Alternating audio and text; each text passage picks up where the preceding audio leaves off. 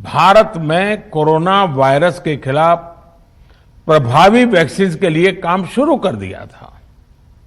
हमारे वैज्ञानिकों ने दिन रात एक करके बहुत कम समय में देशवासियों के लिए वैक्सीन विकसित की है। आज दुनिया की सबसे सस्ती वैक्सीन भारत में है। भारत की कोल्ड चेन व्यवस्था के अनुकूल वैक्सीन हमारे पास है। इस प्रयास में हमारे प्राइवेट सेक्टर ने इनोवेशन और एंटरप्राइज की भावना का बेहतरीन प्रदर्शन किया है।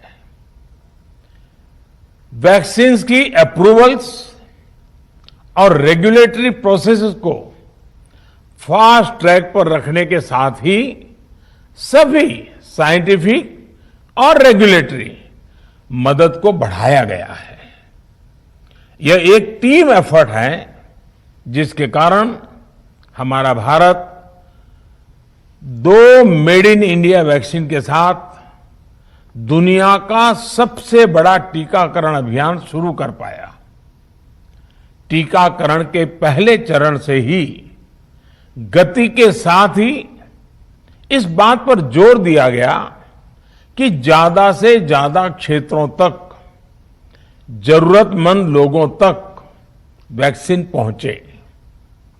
दुनिया में सबसे तेजी से भारत में पहले 10 करोड़, फिर 11 करोड़ और अब 12 करोड़ वैक्सीन डोज दिए गए हैं। आज कोरोना से इस लड़ाई में हमें हौसला मिलता है कि हमारे health care workers, frontline corona warriors और सीनियर सिटीजन्स के एक बड़े हिस्से को वैक्सीन का लाभ मिल चुका है। साथियों, कल ही वैक्सीन को लेकर हुए एक और अहम फैसला भी हमने किया है। 1 मई के बाद से 18 वर्ष के ऊपर के किसी भी व्यक्ति को वैक्सीनेट किया जा सकेगा। अब भारत में जो वैक्सीन बनेगी उसका आधा हिस्सा सीधे राज्यों और अस्पतालों को भी मिलेगा।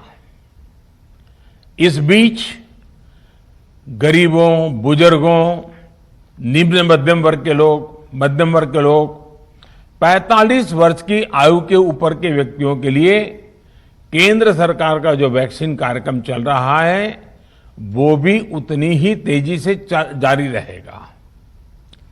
पहले की तरह ही सरकारी अस्पतालों में मुफ्त वैक्सीन मिलती रहेगी, जिसका फायदा, जैसा मैंने कहा, हमारे गरीब परिवार हो, हमारे मध्यम वर्ग, निम्न मध्यम वर्ग के परिवार हो, वो उनका लाभ उठा सकेंगे। साथियों, हम सभी का प्रयास जीवन बचाने के लिए है और जीवन बचाने के लिए तो है ही। प्रयास से भी ये है कि आर्थिक गतिविधियां और आजीविका कम से कम प्रभावित हो। प्रयास का तरीका यही रखा जाए। वैक्सीनेशन को 18 वर्ष की आयु के ऊपर के लोगों के लिए ओपन करने से शहरों में जो हमारे वर्कफोर्स है उसे तेजी से वैक्सीन उपलब्ध होगी। राज्यों और केंद्र सरकार के प्रयासों से श्रमिकों को भी तेजी से वैक्सीन मिले लगेगी। मेरा राज्य प्रशासन से आग्रह है कि वो श्रमिकों का भरोसा जगाए रखे। उनसे आग्रह करें कि वो जहां है वहीं रहे। राज्यों द्वारा दिया गया ये भरोसा उनकी बहुत मदद करेगा कि वो जिस शहर में हैं वहीं पर अगले कुछ दिनों में वैक्सीन भी लगेगी और उनका काम भी बंद नहीं होगा। साथियों, पिछली बार जो परिस्थितियां थी वो अभी से काफी भिन्न थी। तब हमारे पास इस वैश्विक महामारी से लड़ने के लिए कोरोना स्पेसिफिक मेडिकल इंफ्रास्ट्रक्चर नहीं था। आप याद करिए देश की क्या स्थिति थी। कोरोना टेस्टिंग के लिए पर्याप्त लैब नहीं, पीपीई का कोई प्रोडक्शन नहीं, हमारे पास इस बीमारी के ट्रीटमेंट के लिए कोई खास जानकारी भी नहीं। लेकिन बहुत ही कम समय में हमने इन चीजों में सुधार किया। आज हमारे डॉक्टरों ने कोरोना के इलाज की बहुत ही अच्छी एक्सपर्टीज हासिल कर ली है। वो ज्यादा से ज्यादा जीवन बचा रहे हैं।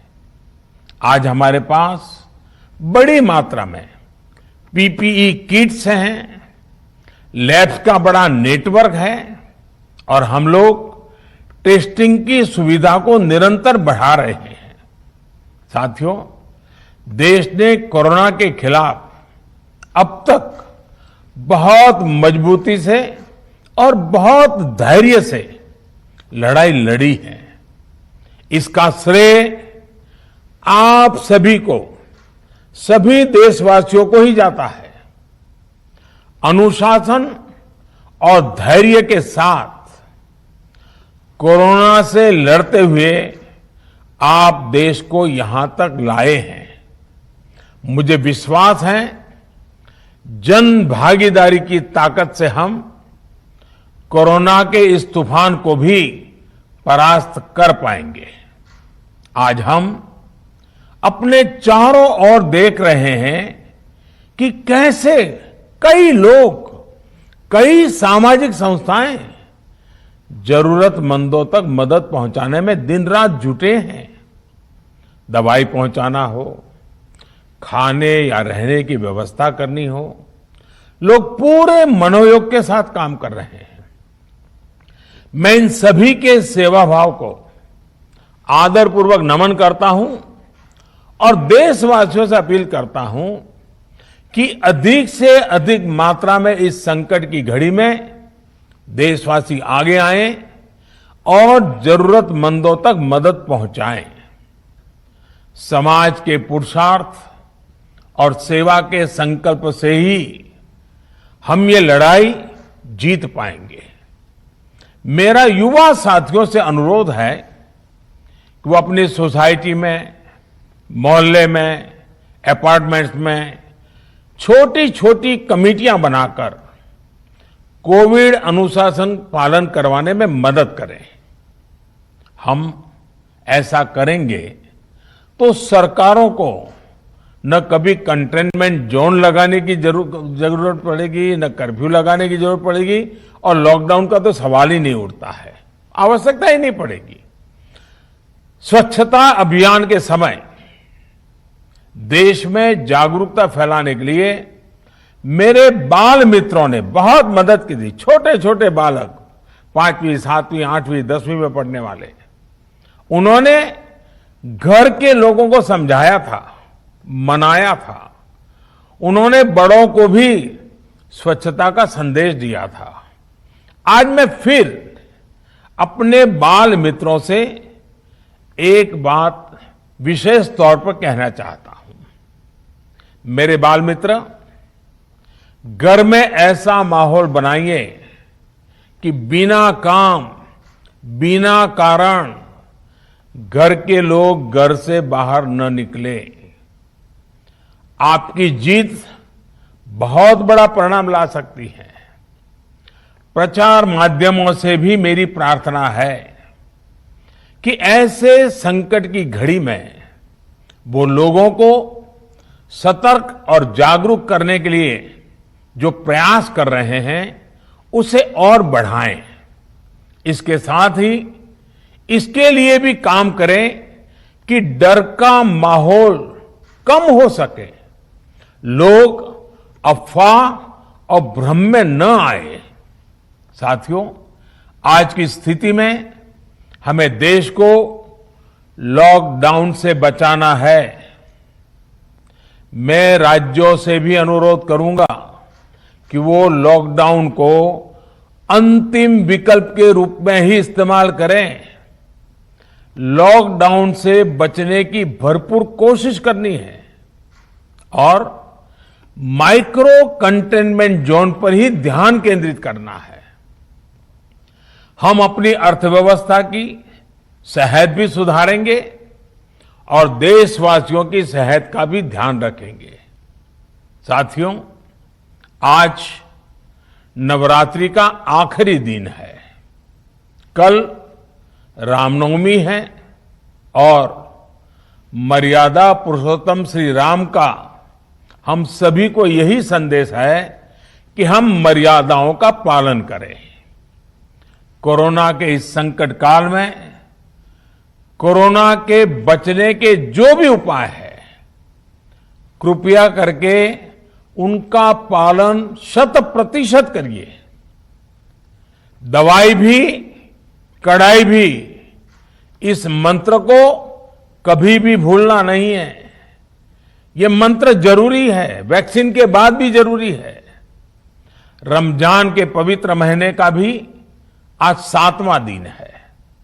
रमजान हमें धैर्य, आत्मसंयम और अनुशासन की सीख देता है। कोरोना के खिलाफ जंग जीतने के लिए अनुशासन भी, उसकी भी उतनी ही जरूरत है। जब जरूरी हो तभी बाहर निकले, कोविड अनुशासन का पूरा पालन करें। मेरा आप सभी से यही आग्रह है। मैं आपको फिर ये भरोसा देता हूं, आपके इस साहस, धैर्य और अनुशासन के साथ जुड़कर आज जो परिस्थितियां हैं, उन्हें बदलने में देश कोई कसर नहीं छोड़ेगा। आप सभी स्वस्थ रहें, आपका परिवार स्वस्थ रहें, इसी कामना के साथ मैं अपनी बात समाप्त करता हूं। आपका बहुत बहुत धन्यवाद।